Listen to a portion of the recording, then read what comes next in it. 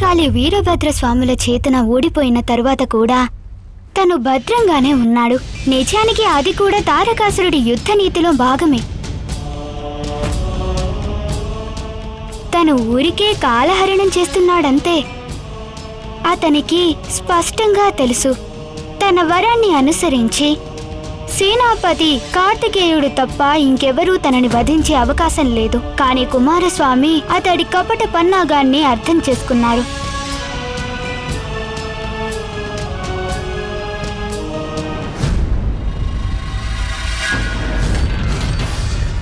నువ్వు ప్రాణాలతో ఉండాలంటే నాతో కాకుండా ఇతరులతో యుద్ధం చేయడం ఒక్కడే నీకున్న దారి తారకాసురా. నీ దుష్ట పన్నాగం నాకెప్పుడు అర్థమైంది. ఇప్పుడు ఇంక ఎంతో సమయం ప్రాణాలు కాపాడుకోలేవు నువ్వు.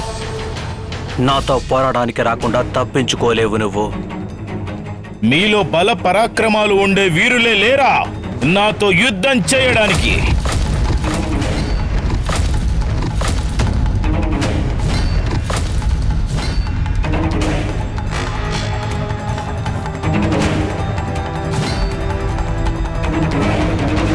నేనున్నాను నిన్ను యుద్ధంలో ఓడించడానికి.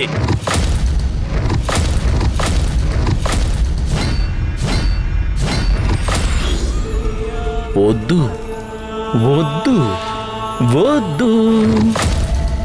కుమారస్వామి మాత్రం వద్దు వద్దు.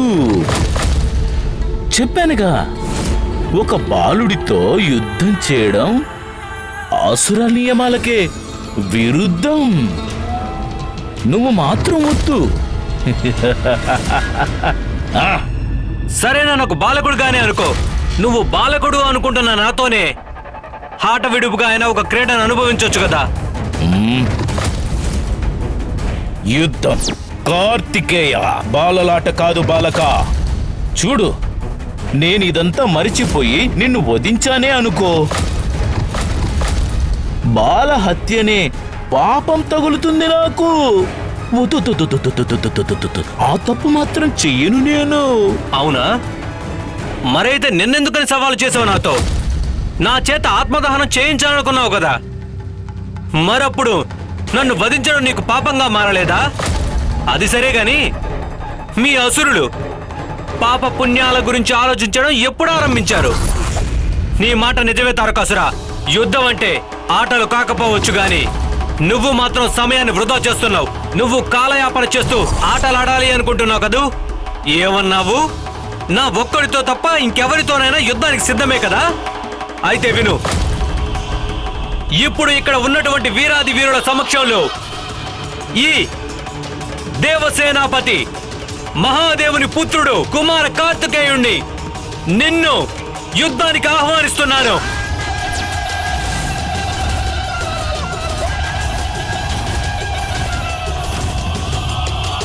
తారకాసురా, రా, యుద్ధం చెయ్యి నాతో. మా సమయాన్ని వృధా చెయ్యకు తారకాసురా. వస్తే నాతో యుద్ధానికి రా, లేకుంటే ఆయుధాన్ని కింద పెట్టి ఓటమిని అంగీకరించు. ఓటమిని అంగీకరించమంటావా నన్ను? జరగని పని.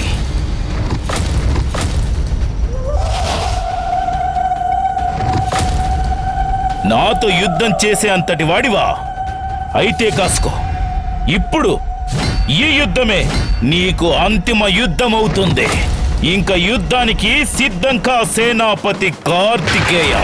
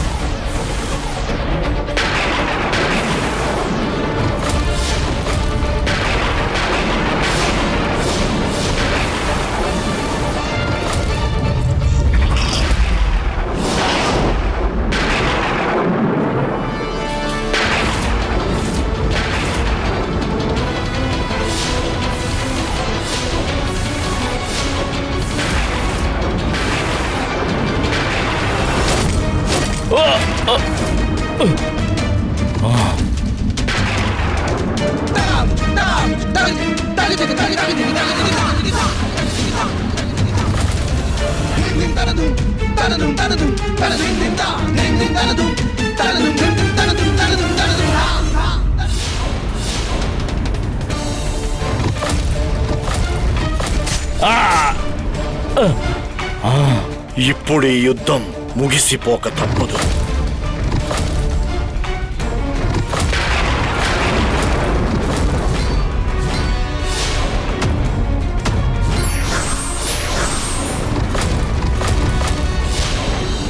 తారకాసురుడికున్న వర ప్రభావంతో తను వీరభద్రుల వారు భద్రకాళీ మాతలు గాయపరిచినప్పటికీ మళ్లీ కోలుకుంటూ వచ్చారు దేవి. కాని ఈ బాణం తన పాలిటి కాలుడి బాణం, మన కుమారస్వామి బాణం. దాని గాయం నుంచి కోలుకోవడం తారకాసురుడికి అది సాధ్యం కానే కాదు. అలాంటి మరిన్ని బాణాలు సంధించనున్నాడు.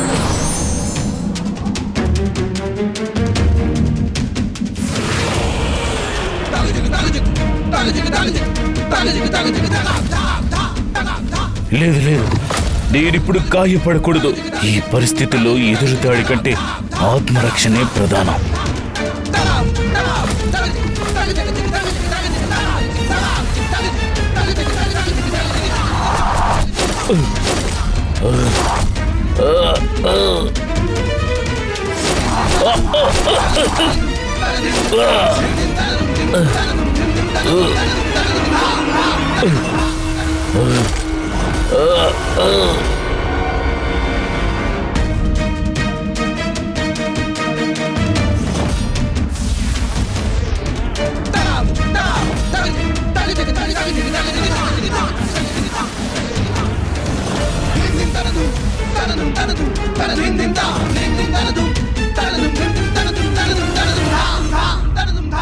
తారకాసురుడు ప్రాణాలు పోగొట్టుకున్నాడు. అంతమైపోయాడు తారకాసురుడు. లేదు దేవేంద్ర,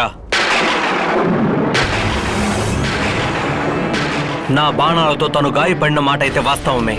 కానీ అతడు అంతమైపోయాడు అని నేను నమ్మాలంటే మాత్రం స్వయంగా నా కన్నులతో నేను తన శవాన్ని చూసి తీరాలి. ఇంకా తారకాసురుడు అంతం కాలేదు. అలాగే ఈ యుద్ధం కూడా పూర్తి కాలేదు. ఎందుకంటే ఇప్పుడు తను నా మరో రూపం తారాదేవిని ఆహ్వానించబోతున్నాడు.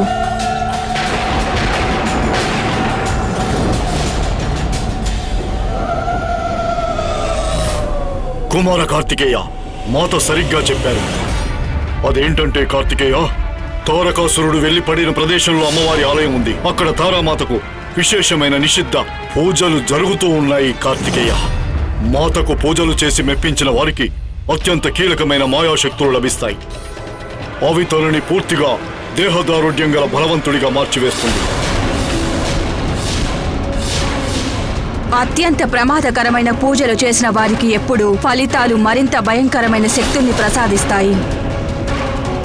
తారకాసురుడు గనక ఈ పూజలో సఫలమైతే తను తారాదేవిని కోరేటువంటి వరం అందరికీ ప్రమాదాలను కొని తెచ్చేదిగా ఉంటుంది.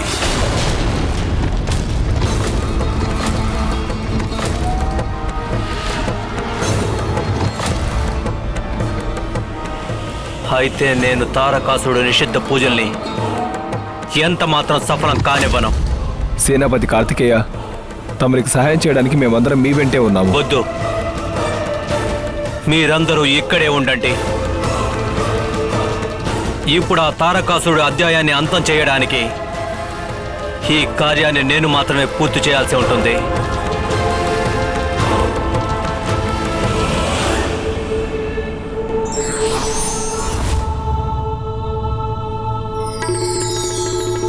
కుమారస్వామి, తమరు అక్కడికెళ్లే దారిలో చాలా జాగ్రత్తగా ఉండాలి. తారకాసురుడు ఆ మార్గం నిండా అనేకమైన వలలు వేశాడు.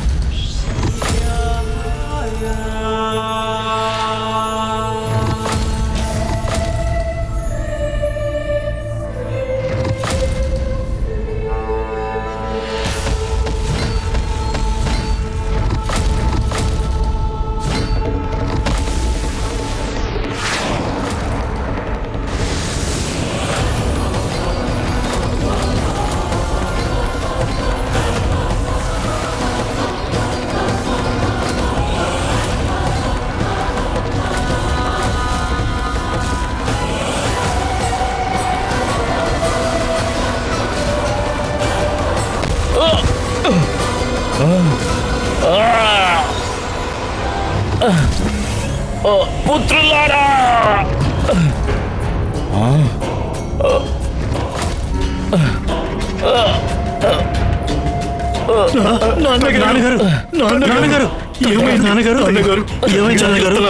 పుత్రులారా, విద్యున్మాలి, తారకాక్ష, కమలాక్ష, రండి కూర్చోండి.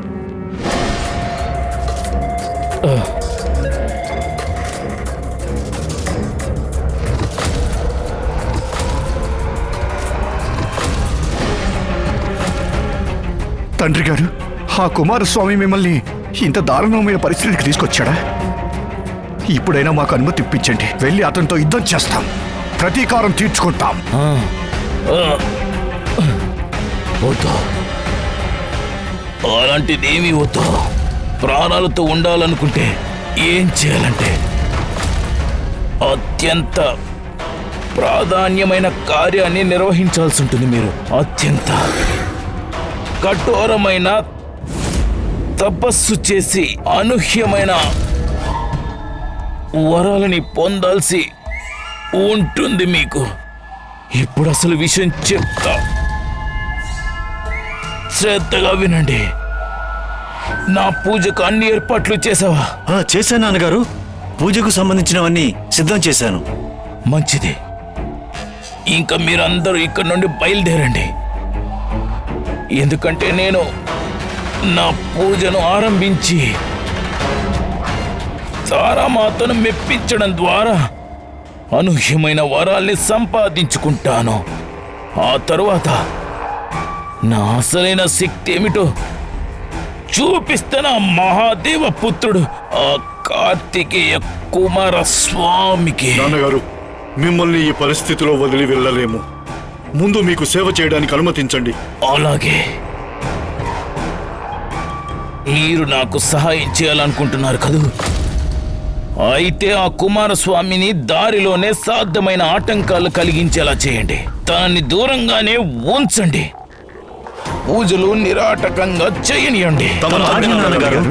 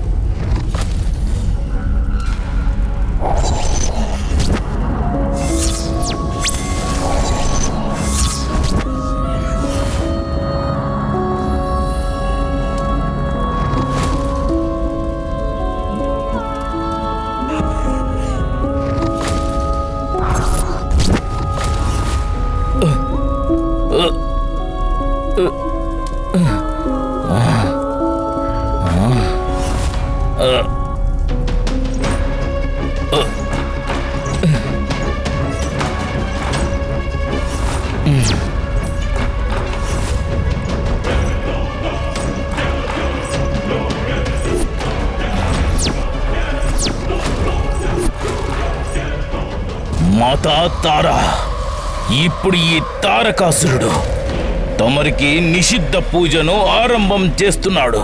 ఇంక తమరు నా పూజకు ప్రసన్నులై నాకు దర్శనమివ్వక తప్పదు, అస్సలు తప్పదు మాతా.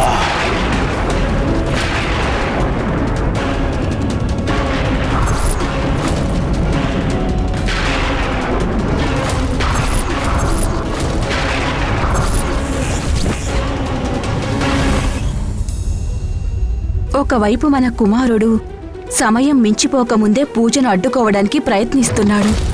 ఇక మరోవైపు తారకాసురుడు వామ మంత్రాలను ప్రయోగించి నా రౌద్ర స్వరూపం తారాదేవిని మెప్పించడానికి చూస్తున్నాడు. ఒక పుత్రుడు సన్మార్గంలో, మరొక పుత్రుడు దుర్మార్గంలో. అవును స్వామి, వామాచార పూజా విధానాలను అనుసరిస్తే ఈ పూజలను ఉపయోగించుకుని భక్తుడు దైవాన్నే బలవంత పెట్టి బలవంతంగా వరాన్ని సాధించుకుంటాడు. కానీ తనకి విషయం మీద దృష్టే ఉండదు. భగవంతుడికి ఇష్టం లేనిది ఏం జరిగినా దాని ఫలితం ఏమాత్రం శుభప్రదం కాదని. కానీ నేను జగన్మాతను. మంచైనా చెడైనా తారకాసురుడు కూడా నా పుత్రుడే ప్రభు. ఒకవేళ తన ఆరాధన పరాకాష్ఠను చేరితే అప్పుడు తారాదేవి తనకి దర్శన భాగ్యం ప్రసాదిస్తుంది.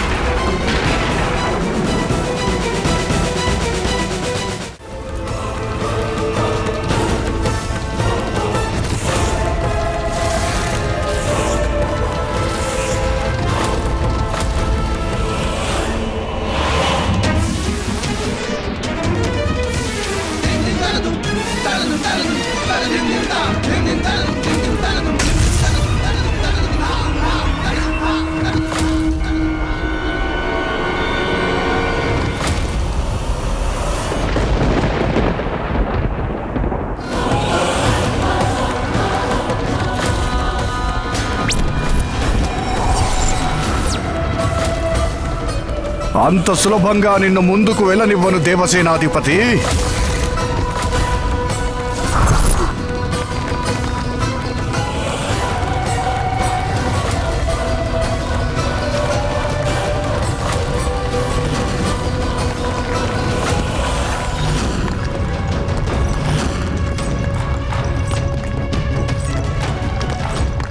ఏం జరుగుతోంది?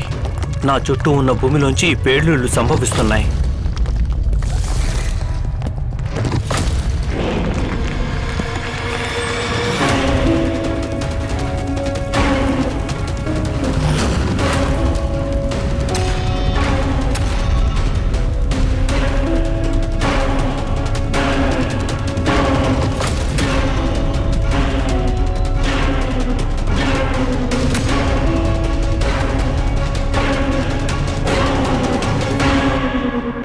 తండ్రి గారు, నేను ఆ కార్తికేయుని భ్రమంలో పడేసి భూకంపాల్ని ఉత్పన్నం చేసి దిక్కుతోచకుండా అతనికి చేస్తాను. తానిప్పుడు దారి వెతుక్కుని శ్మశానం దగ్గరికి చేరడం అసంభవం.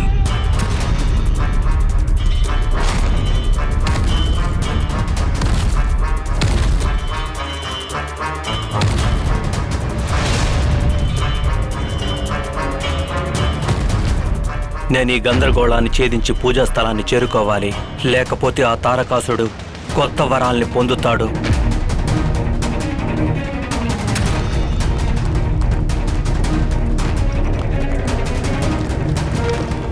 ఇప్పుడు ఇవన్నీ నన్ను బంధించాలనే ప్రయత్నం చేస్తున్నాయి. కానీ నేను ఈ బంధనాల్లో చిక్కుకునే ప్రశ్నే లేదు.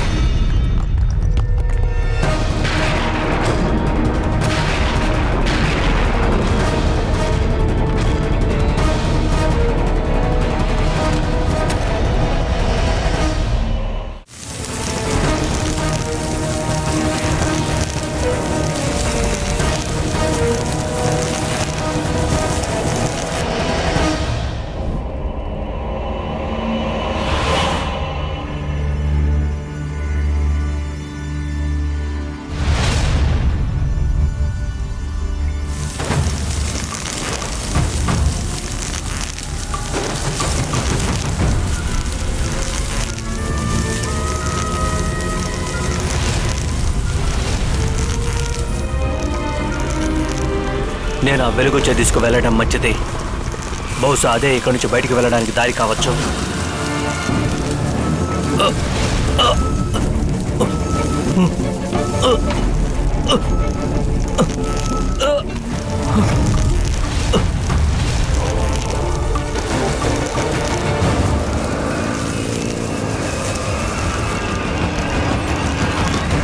అక్కడున్న ద్వారం మూసుకోబోతుంది.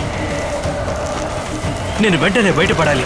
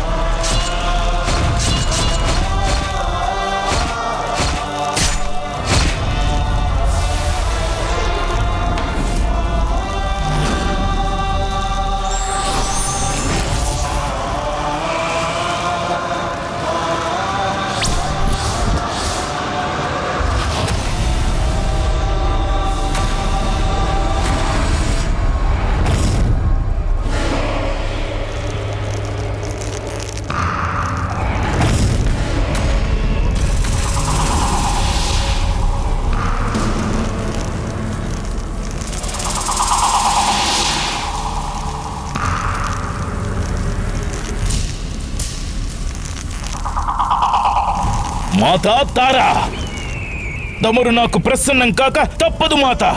నా పూజలను మీరు మెచ్చుకోక తప్పదు మాత. దర్శనమివ్వండి మాత, దర్శనమివ్వండి.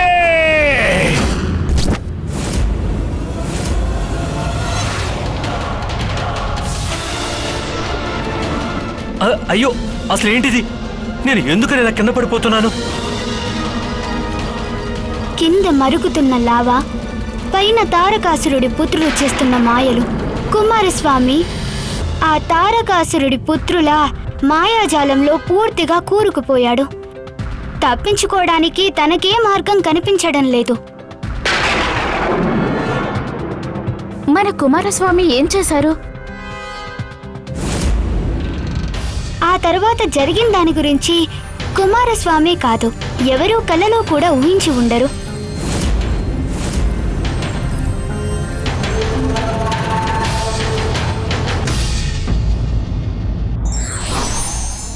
ఒక పాపం మరెన్నో అనర్థాలకు దారితీస్తుంది. కనుక ధర్మ మార్గాన్ని అనుసరించడమే మంచిది.